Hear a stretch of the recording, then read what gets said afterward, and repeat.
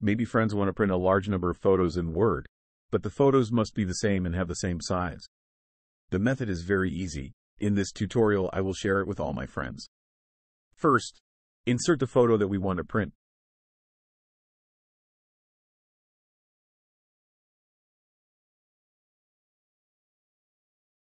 Then set the photo in length and width and place it on the edge of the work paper. Then friends, click on the image, then press the Control key on the keyboard. Don't release it, then click again on the image. Hold down, don't release the click first. Then move the mouse to the side of the image. Do the same for the image next to it. So, for the bottom image, friends, press the Control key on the keyboard.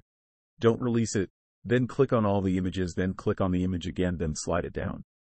Do the same thing for the image below again. So, how about it, friends? It's easy, right? That's how to print lots of photos on one paper in Microsoft Word.